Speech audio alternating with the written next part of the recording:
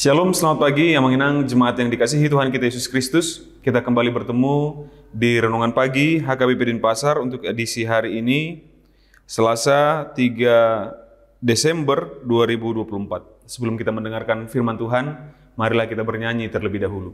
Kita bernyanyi.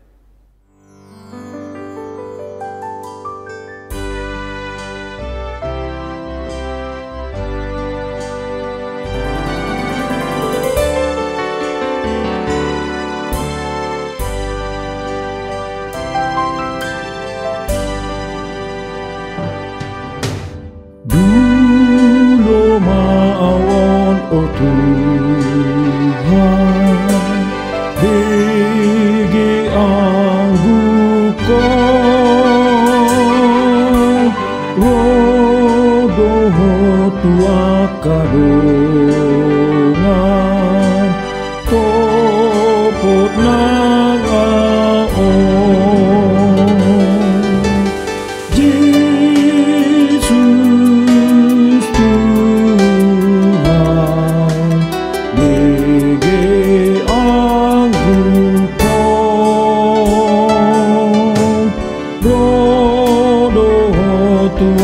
kadungan topot nang aon.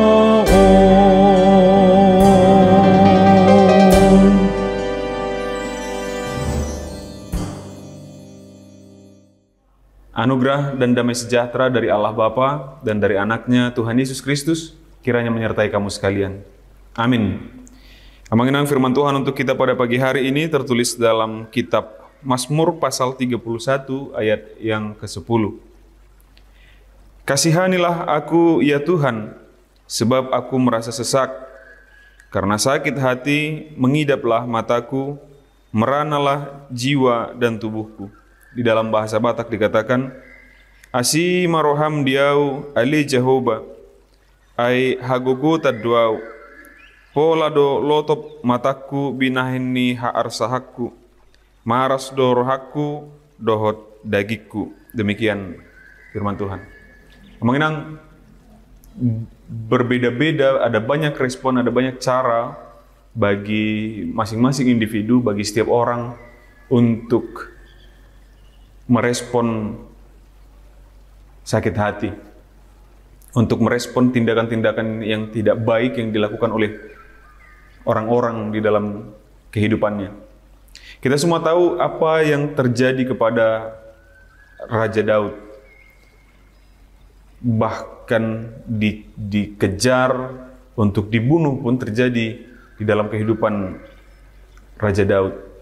Maka dalam perikop ini kita lihat sisi manusiawi dari salah satu tokoh yang paling besar dalam iman orang-orang Israel, yang juga nanti akan sampai kepada iman orang-orang Kristen.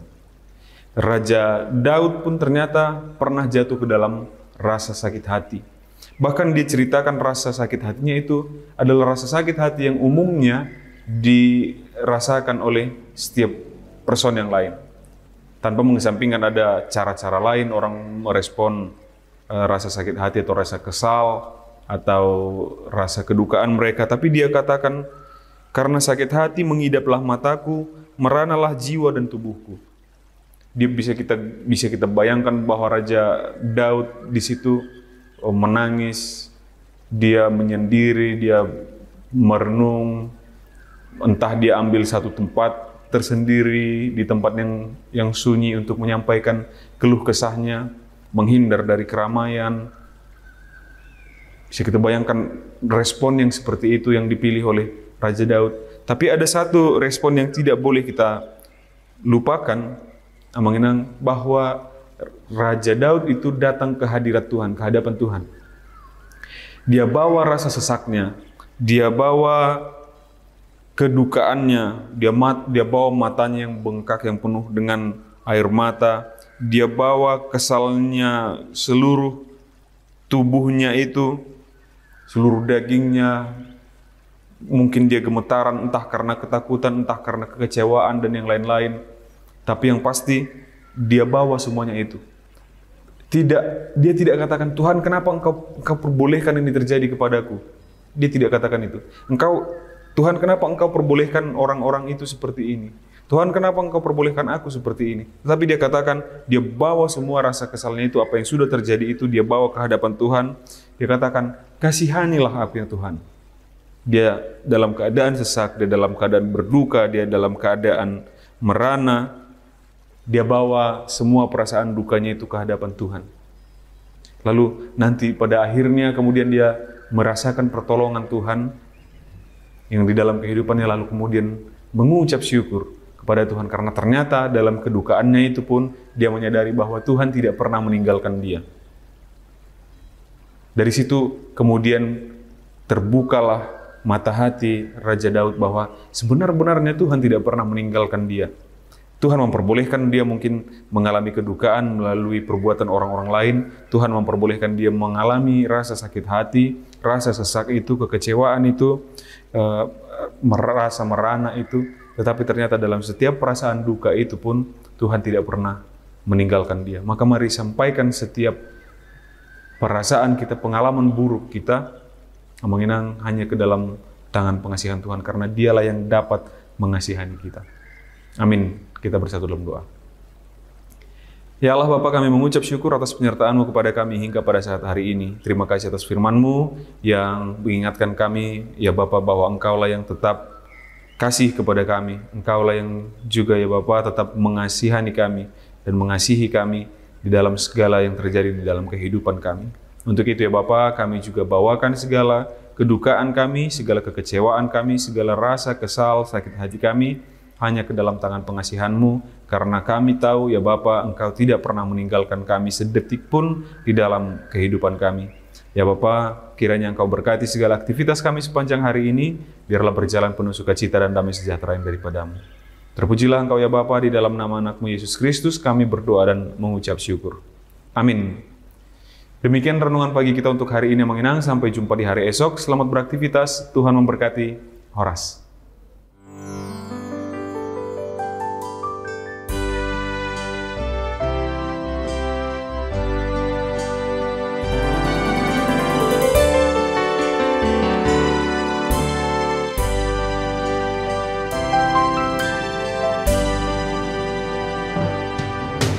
Yesus, lawatlah hamba-Mu,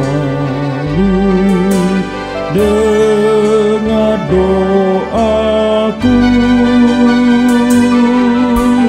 Janganlah Tuhan berlalu